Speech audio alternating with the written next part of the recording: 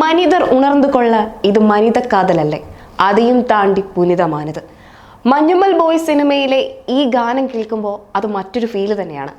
സുഷിൻ ശ്യാം ആദ്യം തന്ന സൂചനകൾ പോലെ മികച്ച അഭിപ്രായം നേടിയാണ് ചിത്രം പ്രദർശനം തുടരുന്നത്. ചിദംബരത്തിന്റെ സംവിധാനത്തിലൊരുങ്ങിയ ചിത്രത്തിൽ ശ്രദ്ധ നേടുന്ന മറ്റൊന്നുകൂടിയുണ്ട് ഗുണാക്കേവ് അഥവാ ഡെവിൾസ് കിച്ചൺ. കൊടൈക്കനാലിലെ ഡെവിൾസ് കിച്ചണിൽ അകപ്പെട്ട യുവാക്കളുടെ അതിജീവനമാണ് സിനിമയുടെ പ്രമേയം. സിനിമാ ലോകത്ത് ഡെവിൾസ് കിച്ചൺ ഏറെ ശ്രദ്ധ നേടുന്നത് കമൽഹാസൻ നായകനായി 1992 പുറത്തിറങ്ങിയ ഗുണ എന്ന ചിത്രത്തിലൂടെയാണ്. അതിലെ പ്രധാന രംഗങ്ങൾ ചിത്രീകരിച്ചിരിക്കുന്നത് ഡെവിൾസ് കിച്ചൺ എന്ന ഗുഹയിൽ നിന്നാണ്.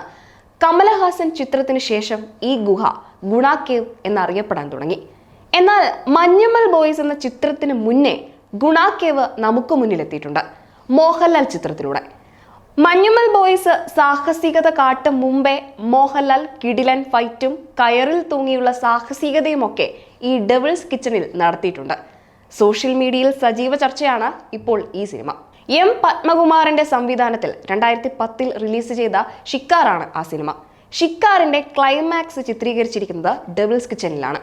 മോഹൻലാൽ അവതരിപ്പിക്കുന്ന ബലരാമൻ എന്ന കഥാപാത്രത്തിന്റെ മകളെ വില്ലൻ തട്ടിക്കൊണ്ടുപോവുകയും മകളെ മോഹൻലാൽ രക്ഷിക്കുകയും ചെയ്യുന്ന രംഗങ്ങളാണ് ഇവിടെ ഷൂട്ട് ചെയ്തത്. അപകടം നിറഞ്ഞതായിരുന്നു ആ രംഗമെന്നും മോഹൻലാൽ അത് ചെയ്തത് അത്ഭുതപ്പെടുത്തിയെന്നും തിരക്കഥാകൃത്ത് എസ് സുരേഷ് ബാബു ഒരിക്കൽ വെളിപ്പെടുത്തിയിരുന്നു. ത്യാഗരാജൻ മാസ്റ്ററാണ് സിനിമയുടെ സ്റ്റണ്ട് കൊറിയോഗ്രഫി ചെയ്തത്. ഡെവിൾസ് കിച്ചണിലെ പാറകൾക്കിടയിൽ സാഹസികമായാണ് സംഘടന രംഗങ്ങൾ ചെയ്തതെന്നാണ് റിപ്പോർട്ടുകൾ.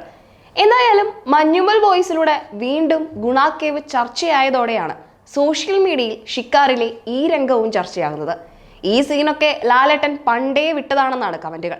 2010 സെപ്റ്റംബറിൽ ഷിക്കാർ റിലീസായി ആദ്യ ദിവസം തന്നെ 1,29,00,000 നേടിക്കൊണ്ട് 1,21,00,000 എന്ന പോക്കിരി രാജയുടെ റെക്കോർഡ് ഭേദിച്ചിരുന്നു.